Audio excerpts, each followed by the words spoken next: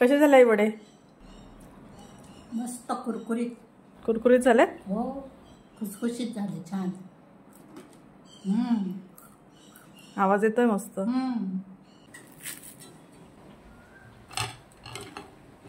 कमी तेलकट, खमंग, खुसखुशीत असे एकादशी स्पेशल आज आपण उपवासाचे वडे पाहतोय.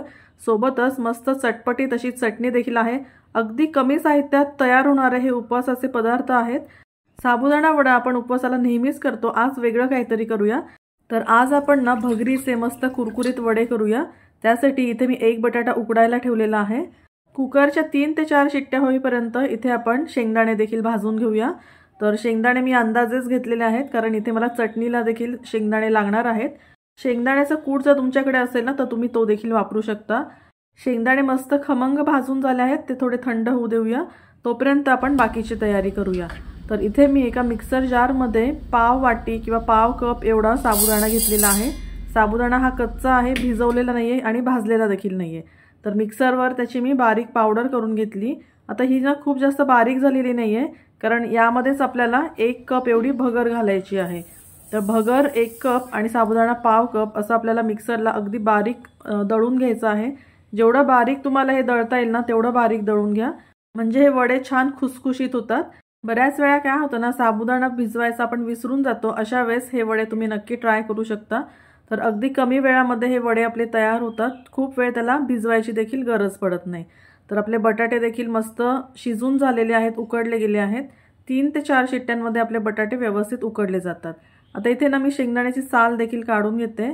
तर शेंगदाणे मस्त खमंग भाजले गेलेले आहेत.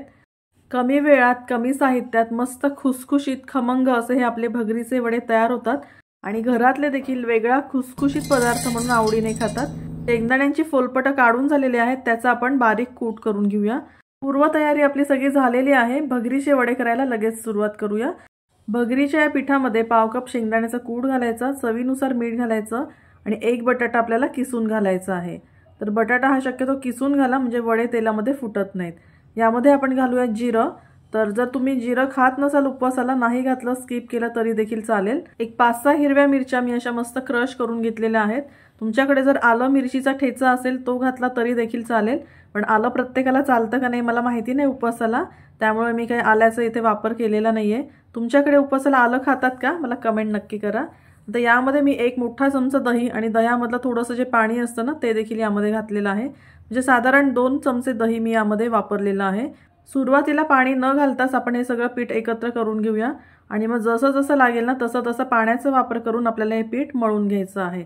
तर खूप जास्त घट्ट नाही आणि खूप जास्त पातळ नाही, असं साधारण आपल्याला हे पीठ मळायचं आहे. आता एक साधारण तासभर आपण हे पीठ असंच झाकून ठेवूया. जर तुम्हाला हवं तर हे पीठ मळताना तुम्ही गरम पाण्याचा देखील वापर करू शकता. चटणी करण्यासाठी हिरवी मिरची, जिरे, ओलं खोबरं आणि शेंगदाण्याचं कूट इथे मी घेतलेलं आहे. शेंगदाण्याचं कूट आणि ओलं खोबरं समप्रमाणात घेतलेलं आहे. 3-4 हिरव्या मिरच्या आणि अगदी अर्धा चमचा जिरं मी यामध्ये वापरलेलं आहे. यामध्ये घालूयात चवीनुसार मीठ आणि 1 चमचा दही. तुम्हाला जर दही वापरायचं नसेल तर इथे तुम्ही लिंबाचा रस देखील वापरू शकता. सुरुवातीला हे कोरडंच वाटून घ्यायचं आणि त्यानंतर पाण्याचा वापर करून मस्त अशी घट्टसर चटणी आपल्याला वाटून घ्यायची आहे. बघा किती मस्त झाली आहे. जर तुम्ही आलं खात असाल ना तर या चटणीमध्ये अर्धा इंच आलं नक्की घाला. तर चला, आता आपलं पीठ देखील छान व्यवस्थित भिजलं गेलं. एक साधारण तासभर हे पीठ मी असंच ठेवलं होतं. पुन्हा थोडंसं हलक्या हाताने मळून घेतेय. तर हे पीठ मळताना एक सांगायचं राहून गेलं की तुम्हाला शेंगदाण्याचा कूट थोडा आणखी हवा असेल तर घालू शकता. इथे मी नंतर पुन्हा एक 2-4 चमचे शेंगदाण्याचा कूट वाढवला होता. तर लिंबाच्या आकाराचे गोळे तर इथे मी करून घेतेय. आज जे मी प्रमाण सांगितले त्या प्रमाणामध्ये साधारण 16 मीडियम आकाराचे वडे आपले तयार होतात. एकसारखे पिठाचे गोळे इथे मी तयार करून घेते आणि मग लगेचच आपण वडे तळायला घेऊया. तर तेल आपल्याला ना मीडियम फ्लेमवर तापवून घ्यायचं आहे. थालीपीठ थापतो अगदी त्याच पद्धतीने प्लास्टिकच्या पेपरवर थोडासा पाण्याचा हात लावून घेतला. वडा थापण्यापूर्वी हातावर पुन्हा एकदा त्याला छान प्रेस करून घ्यायचं. थालीपीठ ज्या पद्धतीने आपण करतो ना अगदी त्याच पद्धतीने आपल्याला हे वडे थापून घ्यायचे आहेत. मध्ये त्याला छिद्र करून घ्यायचं, म्हणजे वडे तेलामध्ये एकसारखे एकाच रंगावर तळले जातात आणि वडे हे कच्चे राहत नाहीत. पहा झालाय की नाही मस्त, अजिबात त्याला चिरा जात नाहीत. तर अशा पद्धतीने हे वडे नक्की ट्राय करा. तेल व्यवस्थित तापले, त्यामध्ये आपण हा वडा तळून घेऊया. सुरुवातीला काय करायचं, एकच वडा तळून घ्यायचा. जर तो व्यवस्थित तळला गेला तर मग आपण पुढचे वडे तळून घ्यायचे.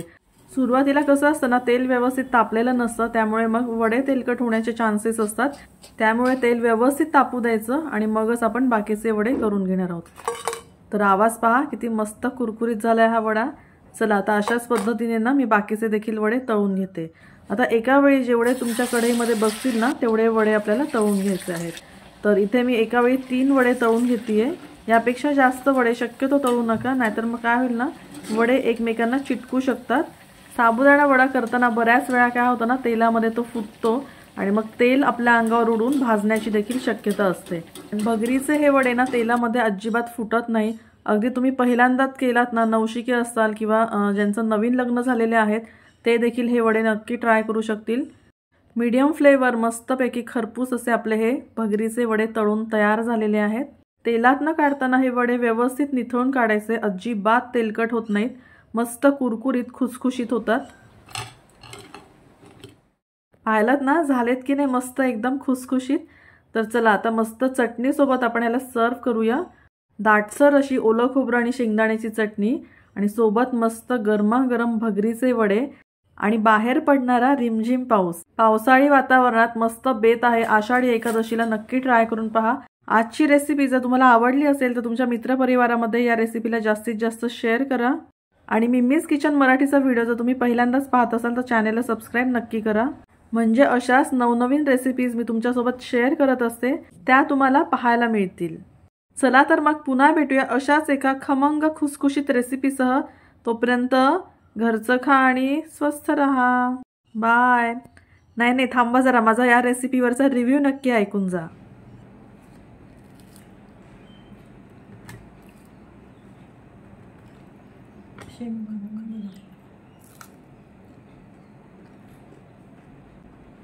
मस्त चालेल.